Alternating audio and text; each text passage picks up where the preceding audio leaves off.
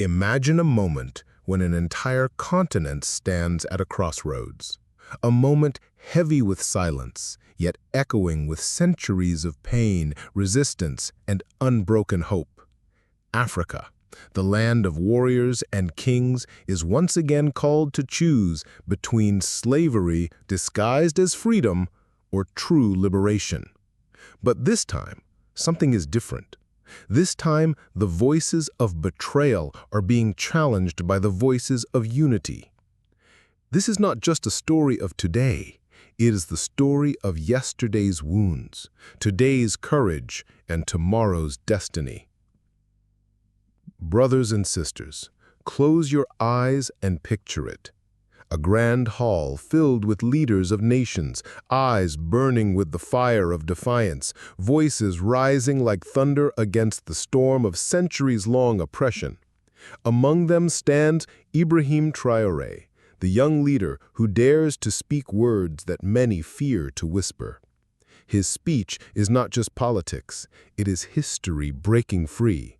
It is Africa remembering who she truly is. He begins with gratitude, thanking God for the day, for survival, for the chance to stand shoulder to shoulder. But beneath his words lies a deeper truth. Gratitude is not weakness, it is strength. Because a people who thank their Creator can never be enslaved forever. He turns to the people of Niger, greeting them not as neighbors, but as brothers and sisters. And in that single moment, the audience feels it, the invisible bloodline that unites Mali, Burkina Faso, and Niger. The same blood that once gave rise to warriors who fought against colonizers, the same blood that resisted chains on slave ships, the same blood that built worlds far from home under forced labor, yet never lost its dignity. Then, like a sword unsheathed, Traore exposes the truth. For the imperialists, Africa has always been nothing but a land of slaves. To them, our soil is theirs, our gold is theirs, our uranium is theirs, and even our freedom is theirs to grant or deny. They speak of independence since the 1960s, but what kind of independence leaves you shackled to foreign masters? What kind of independence lights up the streets of Paris with African uranium, while Niger's own children grow up in darkness? And then comes the most painful truth, the betrayal from within. He calls them out, the salon slaves, those who look like us, speak our language, but serve the master, those who sell their people's dignity for a seat at the table of thieves. They plunder their own nations, sending the wealth of Africa to foreign banks while their people suffer in poverty. They smile as their nations are called the poorest in the world, yet they never question why the master refuses to leave. But Traore's voice rises with anger and clarity. He asks, "If we are so poor, then why do you refuse to leave our lands? Why are your corporations digging holes across Africa, extracting gold, diamonds, uranium, oil, yet leaving us with nothing but dust and broken roads? If Africa is worthless, then why are you still here?"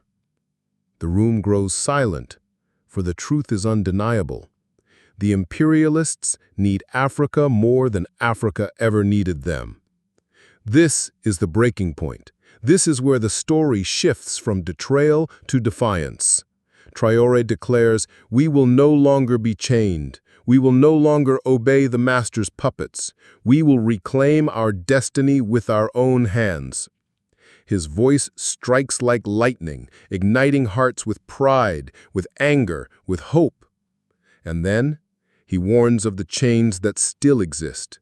The elites trained abroad, molded to serve the same system, placed in power to continue the cycle of dependency.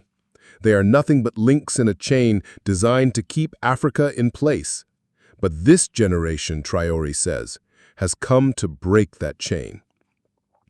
The struggle is not without cost. Mercenaries, foreign agents, misinformation campaigns, all unleashed like vultures circling their prey.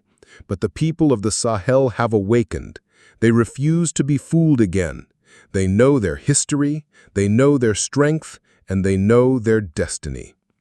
Traore's voice, young yet unshakable, rises above the noise. We fight not for ourselves, but for the generations to come.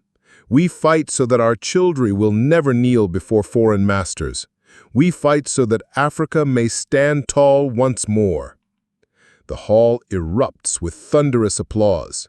But this is only the beginning. The people are awake, the chains are cracking, and the empire trembles. This, my friends, is not just a speech. It is a warning, a promise, and a prophecy. Africa will rise. Not tomorrow, not someday, but now. The storm has begun. The empires that once ruled in shadows now tremble in daylight. Because Africa is no longer silent. Africa is no longer kneeling. From Ouagadougou to Niamey, from Bamako to every village and town across the Sahel, the cry has risen, enough is enough. The people have spoken, but the masters of the old order refuse to listen. They send mercenaries, weapons, propaganda. They send promises wrapped in poison, words dressed as friendship but carrying the weight of chains. They whisper democracy, freedom, human rights. But where were those values when Africa's children were chained in ships, when our gold filled their banks, when our lands were carved into pieces without our consent? Traore does not flinch. His voice cuts through the lies. They speak of democracy, but it is only democracy if their puppets win. They speak of freedom, but it is only freedom if it benefits their corporations. They speak of human rights, but only when it suits their power. For them, democracy is not a principle, it is a weapon. And yet, the people of Africa are no longer deceived. The veil has been lifted. They see clearly now that the greatest threat to freedom does not come from within, but from the foreign hands that manipulate governments like marionettes. Picture it. Vast mines in Niger, where uranium is ripped from the earth, lighting up the streets of Paris, while children in Niamey study in darkness. Rivers poisoned by gold mining, yet villages without clean drinking water. Oil pumped from African soil, fueling cities in the West, while local mothers cannot afford a single gallon of cooking fuel. This is not partnership. This is plunder. Traore calls it what it is, a war for survival. And he declares that the people of Burkina Faso, Mali, and Niger will no longer fight divided. They will no longer let imperial borders drawn on maps dictate their destiny. The birth of the Alliance of Sahel States, AES, is the answer. A brotherhood sealed not by signatures on paper, but by the blood of those who are willing to die for freedom. In his speech, he raises the warning. Anyone who dares to attack one of us will face all of us. Anyone who dares to invade Niger, Mali, or Burkina Faso will taste the united fire of our people. We will fight to the last drop of blood for our sovereignty, for our land, for our future. The hall shakes with applause, but beyond the walls, the echo spreads further. Across the continent, young Africans watch, listen, and feel a stirring deep in their hearts. Because this is not just about the Sahel. It is about Africa as a whole. For if Niger can rise, if Mali can rise, if Burkina Faso can rise, then why not Congo? Why not Sudan? Why not every nation whose resources are stolen, whose dignity is trampled, whose leaders serve foreign masters instead of their people? The suspense grows heavier. What will happen when empires push back harder? Will Africa stand united or crumble under pressure? Traore does not hesitate. He paints a vision of courage. An Africa that will not only defend its sovereignty with weapons, but also with knowledge, with economic independence, with the rebuilding of systems long broken by corruption and colonial greed. He speaks of the next frontiers, finance, infrastructure, education, health. We must not only fight the enemy outside, we must heal the wounds within. What good is victory on the battlefield if our children remain hungry? What good is independence if our schools crumble, if our hospitals remain empty, if our farmers cannot feed their own people? True freedom is not only the absence of chains, it is the presence of dignity. And here lies the emotional peak of his vision: unity beyond borders. Traore reminds the crowd that Africa's strength has always been stolen through division, tribe against tribe, nation against nation, brother against brother. But now a new story must be written. We are not Burkinabe, Malians, or Nigerians alone. We are Africans first. Our blood carries the same history. Our soil carries the same scars. Our future carries the same hope. Let no one divide us again.